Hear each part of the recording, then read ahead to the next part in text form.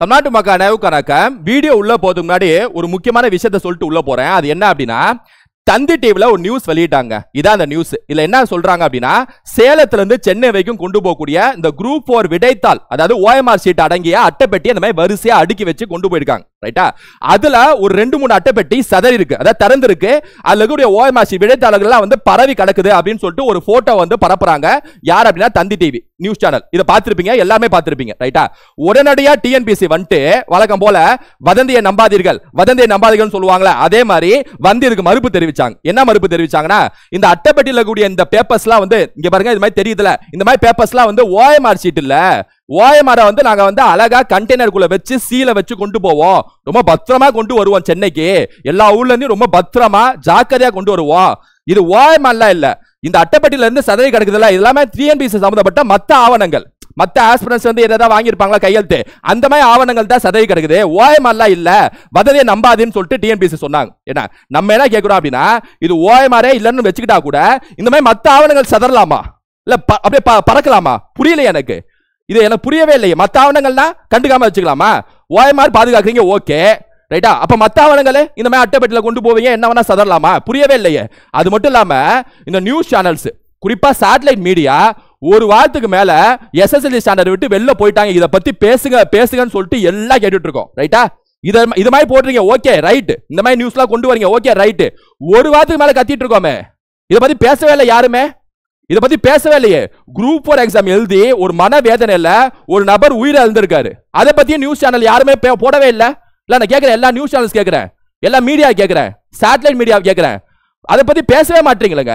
இவ்வளவு கஷ்டமா கேட்டிருக்காங்க, SSLC ஸ்டாண்டர்ட் விட்டு வெளில போயிட்டாங்க, அதை பத்தி ஒருத்தவங்க பேச மாட்டீங்களங்க, ஒருத்தவங்க பேச மாட்டீங்க, மாங்கமான்னு கத்திட்டு இருக்கோமே. சும்மா வந்து சும்மா சல்லி பைசா பிரோஜனம் இல்லாத விஷயத்துல போட்டுட்டு இருக்கீங்க. ஏன்னா மனைவி விட்டு கணவர் ஓட்டம், கணவனை விட்டு மனைவி ஓட்டம், காதலன் காதலி திடுக் படுக், உங்க திடுக்கு படுக்கல இங்கே வேலை செய்யல. நான் கேட்கிறேன், உங்க திடுக்கு உங்க படுக்கு அப்படிங்கறத இங்க போடுங்க. குரூப் 4 கேள்விகள் திடுக் 10ஆம் வகுப்பு தாண்டிய படுக் அப்படின்னு சொல்லுங்க. பேசவே மாட்டீங்களங்க. அதுவும் இல்லாம தமிழ்நாட்டிலே ஹையஸ்ட் யூடியூபர், அதாவது ஹையஸ்ட் மில்லியன் கணக்கில் யூடியூபர் வச்சிருக்கக்கூடிய ஒரு யூடியூபர்லாம் இருக்காரு. ஏன்னா அதெல்லாம் வாயே திறக்கல, எல்லா கமெண்ட் செக்ஷன் அவ்வளவு கேட்கறாங்க, வாயே திறக்கலையே. சம்பந்தமே இல்லாம சென்னை கடலுக்கு அடியில மூழ்கியது, ஏலியன் ஸ்பாட்டடு, கோஸ்ட் ஸ்பாட்டடு, சம்பந்தமே இல்ல. இல்ல 10 பைசா பிரோஜனம் இருக்கா? ஃபேண்டசி விஷயம், இது உண்மையான விஷயம். இதை பேசாம அனபல் ஸ்பாட்டடு, கோஸ்ட், 2050 உலகம் அழிய போகுது, இதெல்லாம் கேட்டோமா? இதெல்லாம் நடக்குமா? ஃபர்ஸ்ட் ஃபேண்டசிங்க பேசுற நேரம் இல்ல சார், இதை பத்தி பேசுங்க சார். கேட்கணுமா இல்லையா? கேட்கணுமா இல்லையா? முட்டு பாய்ஸ் எங்க போய் ஒளிர வெயிட் பண்ணு. என்ன உனக்கு ஒரு பெரிய ஒரு அடி இருக்கு, உனக்கு வெயிட் பண்ணு. இந்த வீடியோல உடைக்கிறேன் போட்டு விட்டு, இதையும் போய் TNPSC என்னன்னு கேளு. TNPSC ஆன்சர் இருக்குல்ல, அதுல மிகப்பெரிய குளறுபடி நடந்திருக்கு, அதை பத்தி TNPSC கேட்ட பதில் சொல்ல சொல்லு. எல்லா ப்ரூஃபையும் இந்த வீடியோல போட்டு உடைக்கிறேன். என்ன ஆன்சருக்கு சேலஞ்ச் பண்ண எல்லாம் தயாரா இருங்க. என்ன கொஸ்டின்ஸ்லயும் பாதி தப்பு, கொஸ்டின்லயும் இந்த தமிழ் சொல்ல வந்து அந்த ஒற்றை எழுத்து அதெல்லாம் தப்பு விட்டாங்க, ஆன்சருக்கு ஆப்ஷனும் தப்பு. மொத்த குரூப் 4 எதுக்கு நடத்துறாங்கன்னு தெரியல, மொத்த குரூப் 4 தப்புங்க, நடத்துறதே தப்புங்க. அப்படிதாங்க இருக்கு. ரைட்டா? அதாவது குரூப் 4 ஜூலை 12ஆம் தேதி அந்த குரூப் 4 எக்ஸாம்ல அபிஷியல் ஆன்சர் கீஸ் வந்து TNPSC வெளியிட்டு இருக்காங்க. ரைட்டா? அந்த அபிஷியல் ஆன்சர் கீஸ்ல வசமா TNPSC மாட்டிருக்காங்க. அது என்னன்னு சொல்றேன். என்ன ஒரு சில கொஸ்டின்ல டைரக்ட் அதிலே மாட்டிட்டாங்க. கன்ஃபார்ம் மார்க் போட்டானோ உங்க கட் ஆஃப் அதிகமாகும். நான் ப்ரூஃபும் சேர்த்து கீழே டிஸ்கிரிப்ஷன்ல கொடுக்குறேன். ரைட்டா? அதுக்கு முன்னாடி வீடியோ ஃபர்ஸ்ட் பாருங்க, அப்பதான் உங்களுக்கு புரியும். ரைட்டா? சோ போயிடலாம். அத இதெல்லாம் ஸ்ட்ரைட்டாவே கரெக்ட். இங்க பாருங்க, இதுக்கு ஆன்சர் என்ன கொடுத்துருக்காங்கன்னா 2, 3 கரெக்ட்னு சொல்லியிருக்காங்க. நவசக்தி 3 வீக்கா கரெக்ட் தான். ஏன்னா அதுல எந்த மாற்ற கருத்து இல்ல. தேசபக்தனும் 3 வீக்கா தான். அதை கூட விடுங்க. த ஹிந்து ஜி சுப்பிரமணியங்க அது தப்புன்னு குத்து வச்சிருக்காங்க. இதை சூஸ் த கரெக்ட் தானே, தப்புன்னு குத்து வச்சிருக்காங்க. சோ ப்ரூஃப் நம்ம ஸ்கூல் புக்ல இருக்கு, வெளில எங்கேயும் போவேனா. ஸ்கூல் புக்ல 10th ஸ்கூல் புக் ப்ரூஃப் கீழே டிஸ்கிரிப்ஷன்ல கொடுக்குறேன். 10th ஸ்கூல் புக்ல இங்க கொடுத்துருக்காங்க பாருங்க. அந்த தமிழ்நாடு ஃப்ரீடம் ஸ்ட்ரகிள்ல G Subramaniam Veeraraghavachari for the friends started a newspaper the Hindu. The ஹிந்துன்னு அடிச்சாலே ஜி சுப்பிரமணியம் தான் வரும். ஃபவுண்டர் அவர் தான், ஃபவுண்டரே ஜி சுப்பிரமணியம் தான் ஹிந்துக்கு. இது ஊருக்கே தெரியும். ரைட்டா? ப்ரூஃப் இங்க நிப்பாட்டுங்க. அதே மட்டும் இல்லாம என்ன தேசபக்தன்ங்கிறது 3 வீக்கோட பத்திரிகை, 3 வீக் வெப்சைட் போனாலே தேசபக்தன் வருது. இதனால இந்த ப்ரூஃபே உங்களுக்கு போதும். ஏன்னா இது தப்புன்னு இருக்குல்ல, அதுவே தப்பு சார். நமக்கு ஒரு ப்ரூஃபை கொடுத்தாலே டக்குன்னு தட்டி தூக்கிடலாம். அப்ப அதுக்கு ஆன்சர் 3 and 4 தான் வரணும். ஏன்னா 2 and 3 கொடுத்துருக்காங்க. ஸோ இதுக்கு ஆன்சர் C வரணும், B கொடுத்துருக்காங்க, தப்பு. சேலஞ்ச் பண்ணலாம். அடுத்து வாங்க. அடுத்து இது பாருங்க, DPSP சம்பந்தப்பட்டல எது கரெக்ட்னு கேக்குறாங்க. 36 to 51 correct, Framers of the constitution borrowed this idea from Spanish. தப்பு. Ireland. DPSP formed the soul of the constitution. வந்து இது வந்து சும்மா பாசிட்டிவ் ஸ்டேட்மெண்டா பார்த்தா கரெக்டா தோணும். ஆனா புக் ப்ரூஃப் படி பாத்தீங்கன்னா தப்பு. இதுக்கு ஆன்சர் ஒன் ஒன்லி தான் வரணும். DPSP soul of the constitution சொல்ல முடியாது. அதாவது டைரக்டா புக் ப்ரூஃப்ல அப்படி இல்லவே இல்ல. நான் புக் ப்ரூஃபை காட்டுறேன், ஸ்கூல் புக் ப்ரூஃபை காட்டுறேன். இவங்க 1 and 3 சொல்லி வச்சிருக்காங்களா, அது தப்பு. ஒன் ஒன்லி தான் வரணும். ரைட்டா? ஸ்கூல் புக் ப்ரூஃபா வருவோம். நான் 10th எடுத்துட்டேன், 12th எடுத்துட்டேன், 2 ஸ்டாண்டர்ட்ல எடுத்துட்டேன், மொத்தமாவே எடுத்துட்டேன். ரைட்டா? சாரி 10th 11th ஸ்டாண்டர்ட்ல கொடுத்துருப்பாங்க. நான் ப்ரூஃப் கீழே நிப்பாட்டுறேன். இங்க பாருங்க என்ன கொடுத்துருக்காங்க, பிரியாம்பிள் ஆரம்பிச்சிருக்காங்களா, அப்படியே வரிசையா வந்து it is the soul of the constitution. Preamble தான் soul of the Indian constitution. இது பள்ளி பாடப்புத்தகத்துல 11th ஸ்டாண்டர்ட்ல இருக்கு. நான் ப்ரூஃப் நிப்பாட்டுறேன், PDF நிப்பாட்டுறேன், நீங்க கிளைம் பண்ணலாம். ரைட்டா? சோ அதே மாதிரி 10th ஸ்டாண்டர்ட்ல வாங்க. 10th ஸ்டாண்டர்ட்ல இங்க கொடுத்திருக்காங்க பாருங்க. According to Ambedkar article 32 is the heart and soul of the constitution. அப்ப சோல் ஆஃப் த கான்ஸ்டிடியூஷன் ரெண்டே விஷயத்துல சொல்ல முடியும். ஒன்னு முகவரை, இன்னொன்னு ஆர்டிகல் 32. முடிஞ்சு போச்சா? சோ அப்ப DPSP சும்மா பாசிட்டிவ் ஸ்டேட்மெண்டா பார்த்தா வேணா கரெக்டா தெரியும். ஏன்னா சோல்னு சொல்ல அதாவது சொல்ல அப்படின்னா DPSக்கு அவமானம்னு சொல்லிட்டு நம்ம பாசிட்டிவ் ஸ்டேட்மெண்ட்ல கரெக்டா தோணும். ப்ரூஃப் படி பாத்தீங்கன்னா இது ரெண்டு தான். சரி, ஸ்கூல் புக் ப்ரூஃபை தாண்டி கொஞ்சம் வெளில போவோமா? இது வந்து என்ன தெரியுமா, மினிஸ்ட்ரி ஆஃப் கல்ச்சர் அந்த வெப்சைட்ல இருந்து எடுத்தது. நான் எல்லாத்துக்கும் கீழே எல்லா ஆதாரத்தையும் கீழே தரேன் டிஸ்கிரிப்ஷன்ல. ஏன்னா ஃபர்ஸ்ட் வீடியோ பாருங்க. Preamble the soul of the constitution சொல்லிட்டு அவங்களே ஆரம்பிக்கிறாங்களா. ஹெட்டிங் அதாயா. சரி, இன்னும் கொஞ்சம் போவோம். பிரஸ் இன்ஃபர்மேஷன் பியூரோ, ரைட்டா, PIB, இது ஓகே தானே? அதுல போட்டுருக்காங்க preamble the soul of the constitution. மொத்தம் ஒரு கேள்விக்கு 4 ப்ரூஃப் தரேன். 2 ஸ்கூல் புக்கு, 2 அபிஷியல் வெப்சைட். பதில் சொல்லுங்க, ப்ரூஃப் அனுப்புங்க. ரைட்டா? அடுத்த கேள்வி. As per the economic survey, urban inflation coming down. அதாவது இன்ஃப்ளேஷனை குறைச்சிருக்காங்க, மெயின்டைன் பண்ணிருக்காங்கன்னு சொல்லிட்டு கூற்று. காரணத்துல என்ன சொல்றாங்க அப்படின்னா, பப்ளிக் டிஸ்ட்ரிபியூஷன் சிஸ்டம் அதை கூட விடுங்க. ஏன்னா இன்கம் சப்போர்ட் ஸ்கீம்ஸ்ங்கறாங்க. நிறைய நிதி உதவி தந்திருக்கோம், பணத்தை உள்ள நுழைச்சிருக்கோம். அதான அர்த்தம். கலைஞர் மகளிர் உண்மை திட்டம், 100 days எம்ப்ளாய்மெண்ட்ல என்ன அர்த்தம்? உங்களை பொறுத்த வரைக்கும் பணத்தை கொடுக்குறாங்க. கவர்மெண்ட்டை பொறுத்த வரைக்கும் எக்ஸ்பென்ஸ் தானே, அது பப்ளிக் எக்ஸ்பென்ஸ் தானே. பணத்தை உள்ள நுழைக்கிறீங்க சிஸ்டத்துக்குள்ள, அப்படிதானே? So okay. அப்ப இந்த கூற்றுக்கு இந்த காரணம் சரின்னு வராது. ஏன்னா பணத்தை உள்ள நுழைச்சு விட்டா இன்ஃப்ளேஷன் அதிகமா தான் இருக்கும். ஆனா இன்ஃப்ளேஷனை குறைச்சுக்கோன்னு சொல்றாங்க. ரைட்டா? ஆனா காரணம் கூற்றுக்கு காரணம் சரின்னு சொல்லிட்டு சொல்றாங்க. கவர்மெண்ட் சார்பா வந்து பாசிட்டிவ் ஸ்டேட்மெண்ட்னால ஆன்சர் தான் நானே சொல்லியிருக்கேன். ஆனா இதுக்கே கிளைம் பண்ணலாம். இங்க பாருங்க. அதாவது 12th எக்கனாமிக்ஸ் புக்ல சரியா பேஜ் நம்பர் 86 நினைக்கிறேன். ரைட்டா? ப்ரூஃப் எல்லாத்தையும் கீழே நிப்பாட்டுறேன், எல்லாத்தையும் பார்த்துக்கோங்க. காசஸ் ஆஃப் இன்ஃப்ளேஷன் என்னது, பணவீக்கத்துக்கான காரணங்கள். அதுல இத கவனிங்க. Increase in public expenditure, government activities have been expanding due to the development activities and social welfare programmes. This also cause for price rise. நல்லா கவனிங்க. சோஷியல் வெல்ஃபேர் ப்ரோக்ராம்ஸ் மேல கலைஞர் உணவு திட்டம், மன்ரேகா, சோஷியல் வெல்ஃபேர் ப்ரோக்ராம்ஸ் தானே. இது வந்து this also cause for price ரைஸ்னா inflation. அப்ப அது திட்டம் பண்ணா இன்ஃப்ளேஷன் அதிகரிக்க தான் செய்யும். அது ஒரு கூற்றுக்கு சரியான காரணம் சொல்லிட்டு சொல்லவே முடியாது. அந்த கூற்றுக்கு ஏழை மக்களை காப்பாத்துறாங்க அப்படின்னு சொல்லிட்டு போயிடலாம். இன்ஃப்ளேஷன் இதுக்கு சம்பந்தமே இல்ல. ரைட்டா? சோ இத காட்டலாம். அடுத்த क्वेश्चन வாங்க. அத இது கவனிங்க. Indian constitution is federal in nature. Indian constitution provides dual. காரணம் தப்பு. ஏன்னா சிங்கிள் சிட்டிசன்ஷிப் தான் இந்தியால. காரணம் தப்பு. கூற்று மேலோட்டமா பார்த்தா கரெக்ட் மாதிரி தெரியும். ஆனா ப்ரூஃப் படி பாத்தீங்கன்னா அது தப்பு. ஃபெடரல் இல்ல. இந்தியன் கான்ஸ்டிடியூஷன் ஃபெடரல் இல்ல, பாதி ஃபெடரல், குவாசி ஃபெடரல் தான் கரெக்ட். ஃபெடரலுக்கும் குவாசி ஃபெடரலுக்கும் ஏகப்பட்ட வித்தியாசம் இருக்கு. சரியா? பகுதி கூட்டாட்சி தன்மை தான் இந்தியா பொறுத்த வரைக்கும். நீங்களே சொல்லுங்க, கான்ஸ்டிடியூஷன்ல யூனியன் லிஸ்ட்ல தாங்க அதிகமான சப்ஜெக்ட் இருக்கு. ஸ்டேட் லிஸ்ட் ஒப்பிடும்போது பொதுப்பட்டியலும் மத்திய அரசு கையில தானே இருக்கு. சரி, ப்ரூஃபை பொறுத்த வரைக்கும் பார்ப்போம். இதை பத்தி சுப்ரீம் கோர்ட்டே ஒரு கேஸ்ல தீர்ப்பு சொல்லியிருக்காங்க. அது என்ன கேஸ் அப்படின்னா, பொம்மை vs யூனியன் ஆஃப் இந்தியா. இந்த கேஸ் ரொம்ப ஃபேமஸான கேஸ், நம்ம படிச்சிருப்போம். பொம்மை கேஸ். இந்த கேஸோட நகல், உண்மையான நகல், சுப்ரீம் கோர்ட்டோட ஜட்ஜ்மெண்ட், அதை தான் டிஸ்ப்ளே பண்ணியிருக்கேன். 1994ல இந்த கேஸோட தீர்ப்பு வருது. இந்த தீர்ப்புல கரெக்டா இந்த பேஜுக்கு வந்தீங்கன்னா, கரெக்டா பேஜ் நம்பர் 10க்கு வந்தீங்கன்னா, இது சுப்ரீம் கோர்ட்டோட ஜட்ஜ்மெண்ட் அப்படியே வரிசையா சொல்லியிருக்காங்க, வரிசையா படிச்சிருக்காங்க. அதுல India is quasi federal. why the constitution of different described more appropriately as quasi federal சொல்லிருக்காங்க. குவாசி ஃபெடரல்னா பகுதி, அதாவது பகுதி கூட்டாட்சி தன்மைன்னு அர்த்தம். ரைட்டா?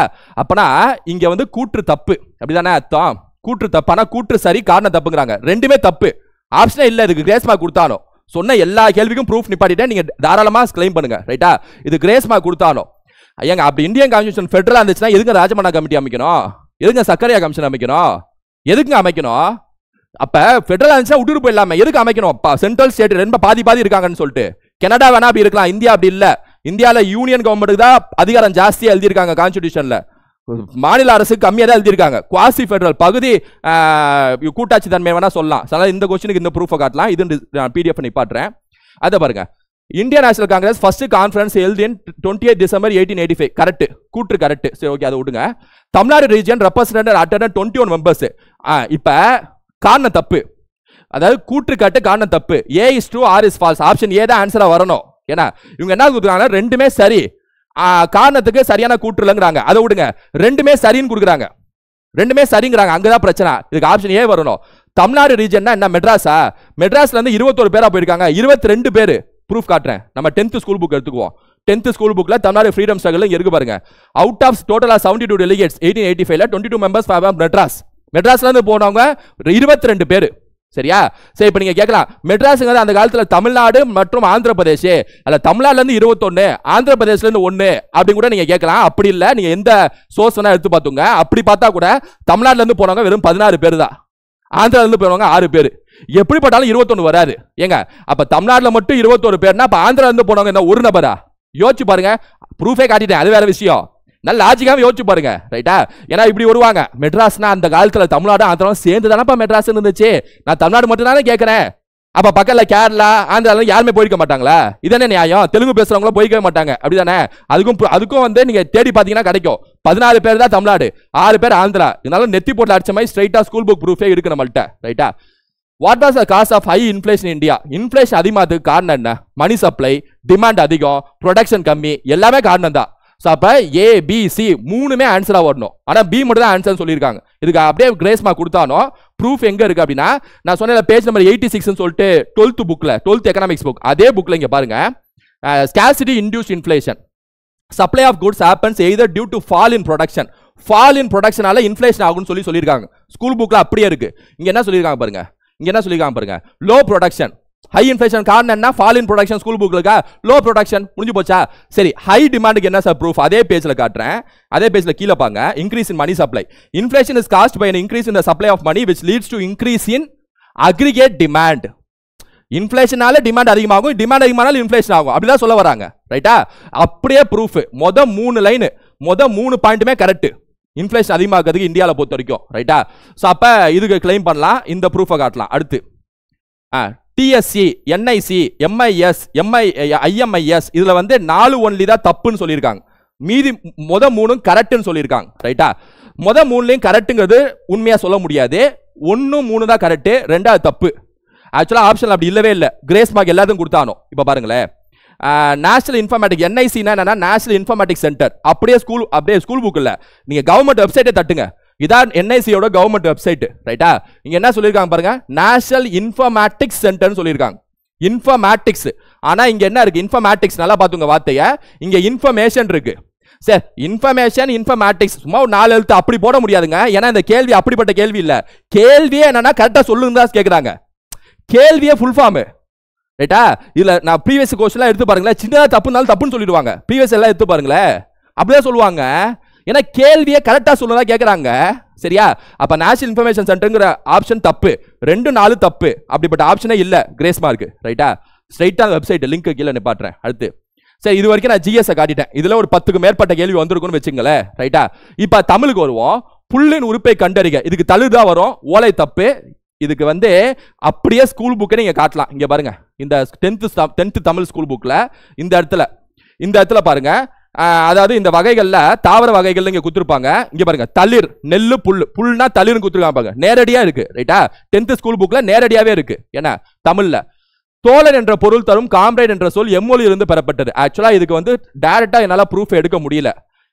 அது என்சைக்ளோபீடியா அப்படிதான் காட்டுது. இருந்தாலும் காம்ரேடுங்கிற சொல் வந்து போர்ச்சுகீஸ், பிரெஞ்சு, என்ன லத்தீன், ஸ்பானிஷ்னு சொல்லிட்டு பல மொழிகள் இருந்து சேர்ந்து உருவான ஒரு சொல் மாதிரி தான் சொல்றாங்க. ரைட்டா? இதை ஸ்ட்ரைட்டா கிளைம் பண்ண முடியாது.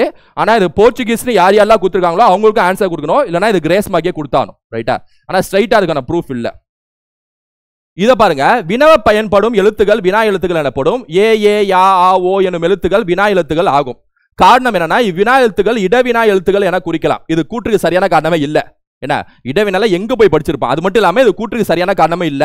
காரணங்கிறது கூற்றுக்கு சரியா இல்ல. அப்ப கூற்று சரி, காரணம் சரி அப்படின்னு சொல்லிட்டு சொல்றாங்க. ரைட்டா? ஸோ இது வந்து கிளைம் பண்ணலாம். இருந்தாலும் ஏன்னா காரணம் தப்பு, கூற்று சரின்னு கூட கிளைம் பண்ணலாம். ஸோ ஓகே, இது வந்து இந்த கொஸ்டின் இருக்குல்ல, இது 2 மட்டும் கிளைம் பண்ணலாம், அவ்வளவுதான். ஆனா ப்ரூஃப் நான் வந்து கூடிய சீக்கிரத்தில் காட்டுறேன். ரைட்டா? மற்ற மேல எல்லாமே வந்து ப்ரூஃப் டிஸ்கிரிப்ஷன்ல நிப்பாட்டிடுறேன், தமிழும் சேர்த்து. இதை தாண்டி இந்த ஒரு கொஸ்டின் வந்து எனக்கு கொஞ்சம் நெடுலா இருக்கு. அது என்னன்னா, கூற்று வந்து ஜமீன்தாரி சிஸ்டம் வந்து இன்ட்ரோடியூஸ் பண்ணது கார்ன்வாலிஸ் 1793 கூற்று. காரணம் அந்த சிஸ்டத்துக்கு கீழே ஜமீன்தாரை வந்து நில உரிமையாளரை ஆக்குனாங்கிறது காரணம். ஆக்சுவலா அந்த சிஸ்டத்துக்கு கீழே அதை பண்ணிருப்பாங்க. இது கூற்றுக்கு காரணம் சொல்ல முடியாது. இது மேல போட்டு கூற்று கீழே போட்டா கூட கரெக்டா இருக்கும். இப்ப கூற்று காலத்துல ஜமீன்தாரி நில உரிமையாளர்கள் சொல்லிட்டு கூற்று காலத்துல இருக்கு. காரணத்துல கார்ன்வாலிஸ் கொண்டு வந்த ஜமீன்தாரி சிஸ்டத்தில் இது நிறுவப்பட்டது அப்படின்னு காரணம் வந்துச்சுன்னா அப்பதானே கரெக்டா இருக்கும். கூற்றுக்கு சரியான காரணம்ட்டு ஆனா மாத்தி கொடுத்துருக்காங்க. இது கிளைம் பண்ண முடியாது, டைரக்ட் ப்ரூஃப்னு சொல்லி காட்ட முடியாது. அதனால இதையும் மனசுல வச்சுக்கோங்க. ரைட்டா?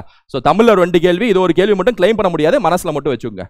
ஓகே ஸ்டூடண்ட்ஸ், இப்போ நம்ம எல்லாம் சொன்னேன்ல, இந்த எல்லா சேலஞ்சு இது எல்லாமே கீழே டிஸ்கிரிப்ஷன்ல வரிசையா கொஸ்டின் நம்பர், அதாவது இவங்க ஆன்சருக்கு வெளியிட்டாங்களே அந்த கொஸ்டின் நம்பர் ப்ரூஃப் அப்படின்னு போட்டு ஒவ்வொரு லிங்கா நான் நிப்பாட்டுறேன். லிங்கை கிளிக் பண்ணி பாருங்க. சில school book link, government website link, court judgement link எல்லாமே சேர்ந்து இப்போ நான் என்னெல்லாம் சொன்னேன்னா அப்படியே இருக்கும். ரைட்டா? அப்புறம் இந்த நான் சொன்னது ஸ்கிரீன்ஷாட்ஸ், அதாவது இந்த பிடிஎஃப் இருக்குல்ல, இந்த பிடிஎஃப் அப்படியே நிப்பாட்டிடுறேன். ரைட்டா? ஏன்னா இதில் தான் ஸ்கிரீன்ஷாட்ஸ்லாம் இருக்கு, அந்த ஹைலைட் பண்ணியிருக்கேன்ல, எல்லாத்தையும் யூஸ் பண்ணுவீங்க, எல்லாத்தையும் யூஸ் பண்ணி கிளைம் பண்ணுங்க. ரைட்டா? ஸோ இவ்வளோ கேள்விகள் வந்து ஆப்ஷன்ஸ்ல தப்பா இருக்கு, கேள்வியிலேயே பாதி கேள்வி தமிழ்ல தப்பா இருக்குன்னு சொல்லிட்டு நிறைய ஸ்டூடெண்ட்ஸ் சொல்றாங்க. அப்ப ஏகப்பட்டதுல நான் சொன்ன மாதிரி குரூப் 4 எக்ஸாம் எதுக்கு நடத்துனாங்கன்னே தெரியல. ஏன்னா சனல வந்து டிஎன்பிசி தக்க பதில் சொல்லி ஆனோம். இப்போ நம்ம கடைசி வரைக்கும் கேட்டுட்டே தான் இருப்போம், விட போறது இல்ல. ரைட்டா? அடுத்த எக்ஸாமும் படிப்போம், கடந்த காலத்தையும் கேட்போம். ரைட்டா?